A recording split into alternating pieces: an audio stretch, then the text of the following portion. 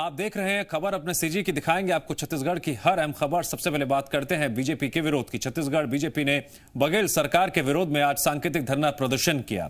BJP के तमाम बड़े नेताओं ने अपने अपने घर पर ही सरकार के खिलाफ धरना दिया। बीजेपी का आरोप है कोरोना संकट से निपटने में बघेल सरकार पूरी तरह से फेल है। पूर्व सीएम डॉक्टर रमन सिंह का कहना है सरकार ने वक्त रहते कोई कदम नहीं उठाया और उसकी वजह से प्रदेश में कोरोना संक्रमण बढ़ता गया। पूर्व सीएम ने कहा सरकार अब भी सही कदम उठाए तो कई लोगों की जान बचाई जा सकती है।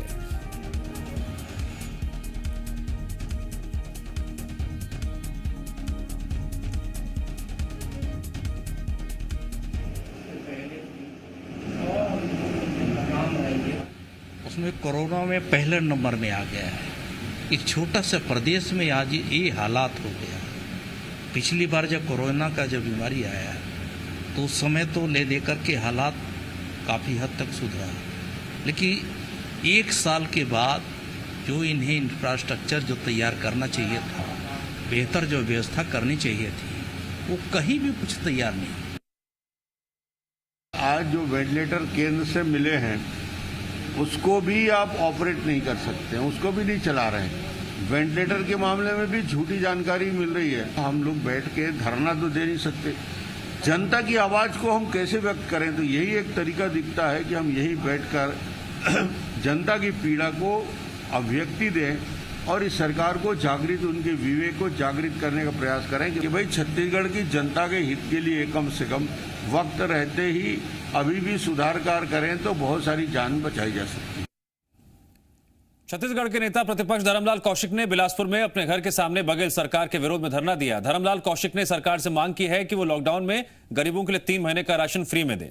साथ ही राज्य में रेमडेसिविर इंजेक्शन की कमी को दूर करने की भी मांग की। उन्होंने आरोप लगाया राज्य सरकार टेस्टिंग बढ़ाने में घबरा रही है क्योंकि ज्यादा सैंपलिंग करवाने पर प्रदेश में कोरोना संक्रमण का आंकड़ा बढ़ जाएगा। धर्मलाल कौशिक ने कहा कि बघेल सरकार केंद्र पर निशाना साधने की बजाय अपनी भूमिका को बेहतर तरीके से निभाए। जो आज ना दवाई की उपलब्धता हो पा रही है, ना बेड की उपलब्धता, और केवल बयानबाजी में सरकार लगी हुई है, इस बात को लेकर के आज पूरे भारतीय जनता पार्टी के द्वारा इस सरकार को चेतावनी देने के लिए एक दिवसीय धरना कार्यक्रम 2 बजे से 5 बजे का रखा गया है। उस धरना कार्यक्रम में हम सब लोग बैठे हुए हैं ताकि आने वाले समय में यहाँ की व्यवस्था सुधर सके और लोगों को जान को बचाया जा सके। जांजगीर चांपा में बिगड़ते कोरोना के हालात को देखते हुए बीजेपी कार्यकर्ताओं ने अपने घरों के सामने बैठक कर एक दिन का धरना दिया और प्रदेश सरकार को कोरोना महामारी से निपटने में असफल बताया।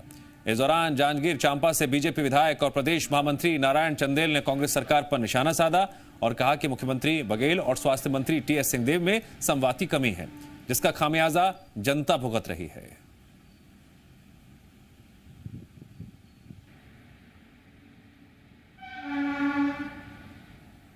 छत्तीसगढ़ की जनता ने कांग्रेस को यहां जनादेश दिया है और सरकार चलाने के लिए जनादेश दिया है, विपक्ष की भूमिका के लिए जनादेश नहीं दिया है। और इसलिए श्री भूपेश बघेल जी को चाहिए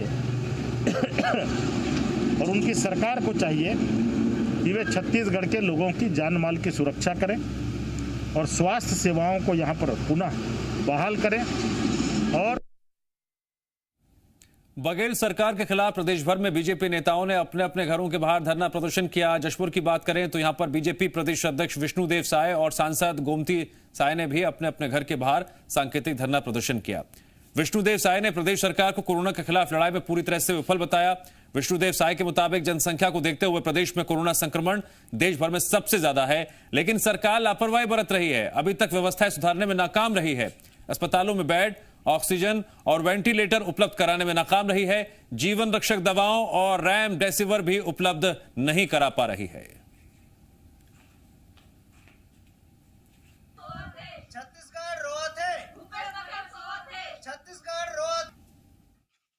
सही टाइम पे टेस्ट भी करा रहे तो सही टाइम पे रिपोर्ट नहीं मिलने के चलते आज दिन दोगुना रात चौगुनी कोरोना महामारी फैल रहा है और एक एक दिन में इतने भारी संख्या में हमारे छत्तीसगढ़ में कोरोना महामारी से जूझे हुए हमारे भाई और बहन निकल रहे हैं, हमारे बच्चे उससे ग्रसित हो रहे हैं, हमारे जवान ग्रसित हो रहे हैं। भूपेश है तो भरोसा है, ये कहना बिल्कुल असत्य है। आज किस तरह से हम भरोसा कर सकते हैं भूपेश पर, जबकि पूरे छत्तीसगढ़ में उनकी लापरवाही के कारण लाश ही लाश दिखाई दे रहा है। शमशान घाट में दफनाने के लिए जगह नहीं हो रहा है, ऑक्सीजन सिलेंडर नहीं मिल रहा है, लोग तड़प तड़प के मर जा रहे हैं। तो कैसे हम भूपेश पर विश्वास कर सकते हैं? यहाँ की जनता कैसे मुख्यमंत्री पर विश्वास कर सकती है?